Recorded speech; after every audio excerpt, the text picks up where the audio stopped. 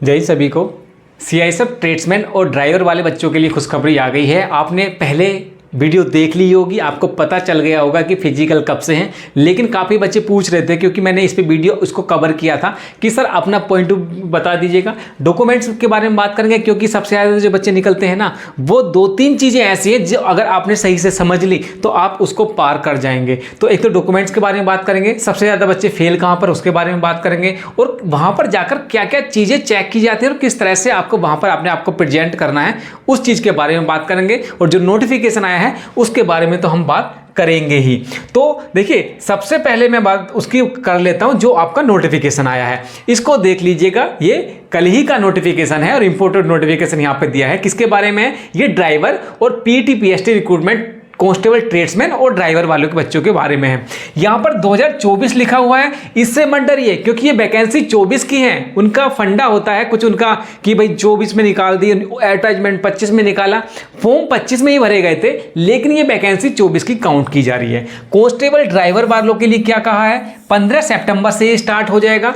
Tradesman वालों के लिए क्या कहा है? 26 सितंबर से ये स्टार्ट हो जाएंगे। आपके पीटी पीएसटी दोनों एक साथ हो जाएंगे, दोनों के अलग अलग डेटे हैं। अब किस तरह से देखना है, 2-3 चीजें इसमें मैं बता दूं कि जिन बच्चों ने तैयारी अभी तक नहीं की है, और ये रिकॉर्ड रहा है सीएपीएफ का अब कुछ टाइम से कि अगर BSF head constable ministerial ASI steno वाले बच्चों की छोड़ दे तो अधिकतर सभी सीएपीएफ के जो रिक्रूटमेंट का तरीका है वो चेंज हो गया है, बहुत तेज फास्ट तरीके से। और कंपेयर टू दूसरी वैकेंसी को देखें और एक SSB head constable ministerial 115 post वाली छोड़ दें तो ये वैकेंसी बहुत जल्दी कंप्लीट होने वाली है। सितंबर में है, टाइम आपके पास है नहीं। अगर आपने तैयारी नहीं की है तो आपको दिक्कत आएगी, आपको मेहनत डबल करनी पड़ेगी, सोचना पड़ेगा अब किस तरह से स्ट्रेटजी आपको चेंज करनी पड़ेगी। अब मैं पहले बता दूं ड्राइवर वालों के लिए कि ड्राइवर वालों के बच्चों के लिए क्या क्या चाहिए होगा। देखिए, इसमें हाइट आपकी 167 है, चेस्ट आपका 80 से 85 है। तो इसमें आपको हाइट की तो कोई दिक्कत है नहीं, मुझे नहीं लगता कि हाइट में कोई किसी बच्चे को कोई दिक्कत होगी, चेस्ट बेच में किसी को कोई दिक्कत होगी। ठीक है, तो ये तो मुझे लगता है कि आप इसको ड्राइवर वाले बच्चे समझ जाएंगे कि पार कर लेंगे।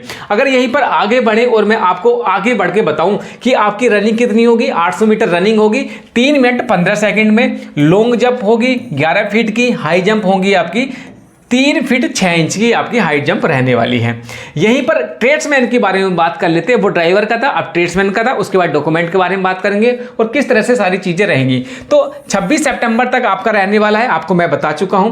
अगर यहीं पर आगे बढ़े और हाइट की बात करें, आपकी मेल कैंडिडेट के लिए 170 सेंटीमीटर, फीमेल के लिए 157 सेंटीमीटर। ड्राइवर की कितनी थी? 167 इतनी थी। तो सबसे ज्यादा जब मैं बता रहा था कि वो ये चीज फंस जाता है, एसएससी जीडी वाले बच्चे बहुत ज्यादा निकलते हैं हाइट में, और ये वाले बच्चे सीएपीएफ में अब अधिकतर देखेंगे ना तो एसएससी जीडी वाले और सीआईएसएफ ट्रेड्समैन वाले बच्चे सबसे ज्यादा बच्चे यहां पर निकलते हैं, प्लस डॉक्यूमेंट में निकलते हैं। एक निकलता है आपका डॉक्यूमेंट में, ये एक डॉक्यूमेंट में, एक आपकी हाइट में, 2 जगह बच्चे मार खाता है दबा के। उसके बाद चेस्ट कितना है? 80 से 85 चेस्ट है आपका। और ये जो है आपका हाइट जो है आपकी जर्नल वाले बच्चों की होगी, ओबीसी वाले बच्चों की होगी, ईडब्ल्यूएस वाले बच्चों की होगी। उसके बाद एससी वालों की। अगर आप किसी कंसर्न एरिया से बिलोंग नहीं करते, आपको हाइट में छूट नहीं दी जाती, तो उतने ही बच्चों की ये रहने वाली है।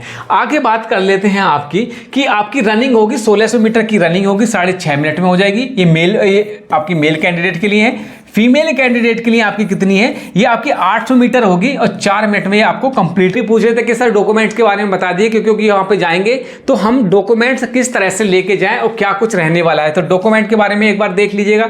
सबसे पहले आपके फोटोग्राफ्स होंगे, जो आपके पास फोटो होंगे वो कितने होंगे? वो 4 नोज आपके पास फोटो होने चाहिए। ठीक है, पहले नंबर पे हो गया। दूसरे नंबर पे आपका एडमिट कार्ड, ये एडमिट कार्ड आपके पास होना चाहिए। उसके बाद तीसरे नंबर पे आप जो लेके जाएंगे एक आधार कार्ड, आधार कार्ड लेके जाओ, या आपका पास पहचान पत्र होना चाहिए। कुछ भी किसी भी तरह का आपका पास क्या होना चाहिए? पहचान पत्र। आपके पास पहचान पत्र है तो अलाउ करेंगे। चौथे नंबर पे आपकी 10th की मार्कशीट होनी चाहिए, या ये कह सकते हैं all documents related to 10th class, all documents, चाहे आपकी मार्कशीट हो या आपका सर्टिफिकेट हो, क्योंकि यहां से आपकी डेट ऑफ बर्थ जो है चेक की जाएगी। 5वें नंबर पे आपके अगर आपने 12th से भरा है तो 12th के सारे डॉक्यूमेंट्स आपको यहाँ पर नीड होगी। उसके बाद 5वें नंबर पर चलते हैं, 6ठे नंबर पर चलते हैं। 6ठे नंबर पर क्या चाहिए होगा आपका, जितने भी डॉक्यूमेंट्स हैं उसकी जीरोक्स कॉपी, ठीक है। डुप्लीकेट आपका चाहिए होगा, डुप्लीकेट कॉपी एक लेके जाएंगे, वो सबमिट कर लेंगे, एक आपके पास रहेगी, या ना भी करें तो एक एक्स्ट्रा कॉपी लेके जाएंगे। तीसरी चीज, अगर आप ओबीसी से बिलोंग करते हैं सर्टिफिकेट चाहिए होगा, और ये किसका होगा, ये केंद्र का होगा। ऐसे ही आपका एससी वाले और एसटी वाले, इनको भी सर्टिफिकेट चाहिए होगा, प्रमाण पत्र, ये आपका हो गया। ईडब्ल्यूएस वाले हैं, इसका भी प्रमाण पत्र चाहिए होगा आपका, ठीक है। उसके बाद अगर आप हाइट में छूट चाहते हैं, आप कंसर्न जैसे आप लेह लद्दाख या उस तरफ से आते हैं या किसी भी एरिया से हैं और आपको हाइट में छूट चाहिए, तो उसका भी सर्टिफिकेट आपको वहां पर दिखाना होगा। जनरल वालों को तो कोई दिक्कत नहीं है, उनको तो भाई साहब छूट है नहीं, तो उनको डॉक्यूमेंट्स की किसी की जरूरत नहीं होगी। तो ये आपका पेपर हो गया, फोटोग्राफ्स हो गए, एडमिट कार्ड हो गया, आधार कार्ड हो गया, 10th की मार्कशीट हो गई, 12th की मार्कशीट हो गई। उसके बाद आपका OBC certificate, SC certificate, EWS का जाति प्रमाण पत्र, इसके साथ साथ आपके पास एक्सपीरियंस सर्टिफिकेट। अगर आपने किसी रिलेटेड ट्रेड में अगर फॉर्म भरा है, तो मान लीजिएगा किसी ऐसी ट्रेड में भरा है जिसमें एक्सपीरियंस सर्टिफिकेट की रिक्वायरमेंट है, तो वो सारा एक्सपीरियंस सर्टिफिकेट भी आपका लेके जाना अनिवार्य है। तो ये 7-8 पेपर हैं, इनको लेके जाएंगे तो आप वहां पर निकलने से बच जाएंगे। अब एक चीज मैं यहां पर बता देता हूं कि ये भर्ती में अब क्या चल रहा है, सबसे ज्यादा बच्चे क्या गलती करेंगे। जैसे आप जाएंगे, अपने आप को स्वस्थ रखिएगा, और जो हाइट है 170 सेंटीमीटर मांगते हैं। इसमें किसी भी तरह से बहुत सारी चीजें, पहले बच्चे क्या करते थे कि कहीं कुछ फूल जाता था, वो ऐसी हरकतें मत करिएगा, आपको हार्म करने की दिक्कत मतलब नहीं करना। अगर इस भर्ती में नहीं भी होते हैं कोई बात नहीं, कोई दूसरी भर्ती आएगी आपके लिए और अच्छा ही आएगा। तो कंपटीशन किस तरह से रहने वाला उसके बारे में बता देता हूं कि यहां पर आपका मुकाबला जो होगा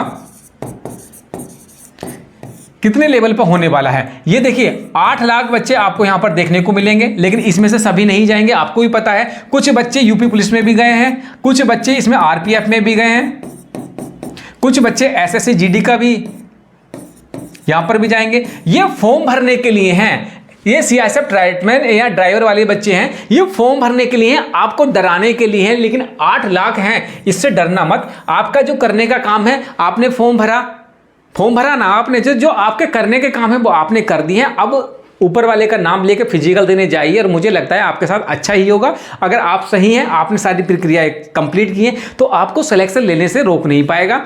डिटेल मैंने बता दी है कि आपका फिजिकल कब से कब तक है, उसके हिसाब से अपने आप को प्रिपेयर कर लीजिएगा। तैयारी आपको एडवांस में करनी चाहिए, क्योंकि मैंने इसको ऊपर काफ़ी वीडियो बनाई है, कवर की है। अगर आपने उस तरह से अपनी फिजिकल की तैयारी की है तो अब मार नहीं खाएंगे। अगर आपने तैयारी नहीं की है तो भाई साहब लटक जाओगे, और वैकेंसी बहुत जल्दी ये कंप्लीट होती हुई दिख जाएगी।